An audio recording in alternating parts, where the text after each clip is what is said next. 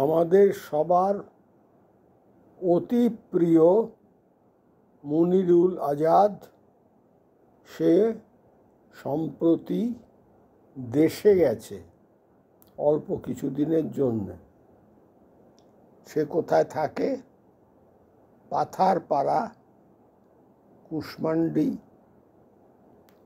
ওটা হলো দক্ষিণ দিনাজপুর,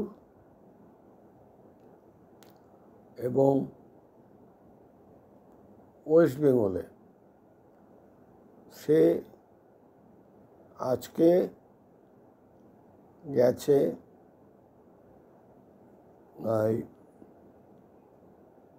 আলতা দিঘি, তাদের কাছাকাছি আলতা দিঘি, সেখানে ভ্রমণ করতে। সঙ্গে আছে মেজো ভাই, যিনি ব্যাংকে কাজ করেন, তার কন্যা, আর মাঝি ভাই নৌকা চালাচ্ছেন।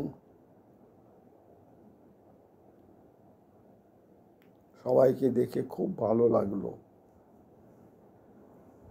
খুব আনন্দ করছেন। আর আলতা দিঘি খুব সাধারণ জায়গা নয়, বিশাল এক দিঘি, বিশাল, বহু মাছ, বহু ঐতিহাসিক নিদর্শন,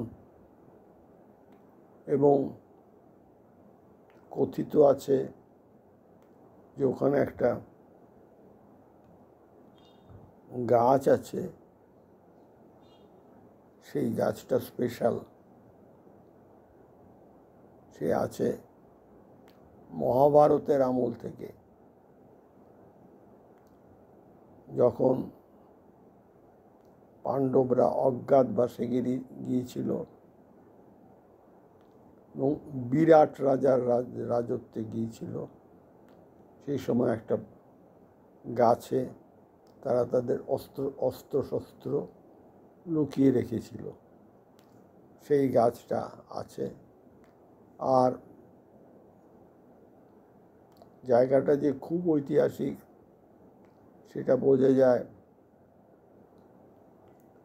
যে জলের ভেতর একটু ভেতরের দিকে গভীরে খোঁড়াখুড়ি করলে বড় বড়, খুব বড় বড় পাথরের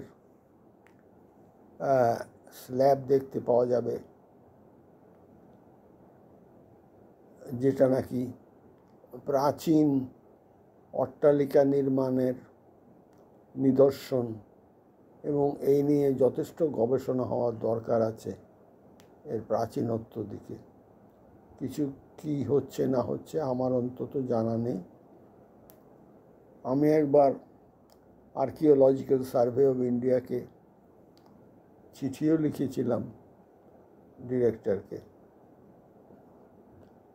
কোনো উত্তর পাইনি, এবং এই আলতা দিঘির রেফারেন্সও দিয়েছিলাম, সেই গাছটার রেফারেন্সও দিয়েছিলাম, তার সাথে একটা ইউটিউব এই সংক্রান্ত তাও দিয়েছিলাম। কেউ কোনো উত্তর দেননি। জানি না কতদূর কোনো কাজ হয়েছে কিনা। সেই যাই হোক, সেইখানে মুনিরুল বাবা ঘুরছেন, খুব আনন্দে ঘুরছেন। আর মাঝি ভাইকে দেখেও আমার খুব ভালো লাগলো। আমি তাকে আমার প্রণাম নমস্কারও জানিয়েছি। আর এরা যাদেরকে আপনারা দেখতে পাবেন ছবিতে পরপর, তাদের সবাইকে আপনাদের এবং তাদেরকে এবং সবাইকে যারা দেখছেন সবাইকে আমি শুভেচ্ছা, ভালোবাসা জানাচ্ছি। সবার মঙ্গল হোক, সবার মঙ্গল হোক। আকাশে দেখতে পাচ্ছি মেঘও করেছে ছবিতে। মুনিরুল দাঁড়িয়ে আছে কালো রঙের যে গেঞ্জি টি শার্টটা পরে। পেছনে দেখতেও পাচ্ছি আকাশে মেঘের একটা আবির্ভাব হয়েছে। যাই হোক, সবাই ভালো থাকবেন, আমার ভালোবাসা জানবেন। আমি এটাকে ইউটিউবে দেব, আলতা দিঘি দর্শন বলে। আর কথাগুলো তো বলেই দিলাম, মানুষ শুনতেও পাবেন। সবার মঙ্গল হোক, সবাই মঙ্গল হোক, সবার মঙ্গল হোক।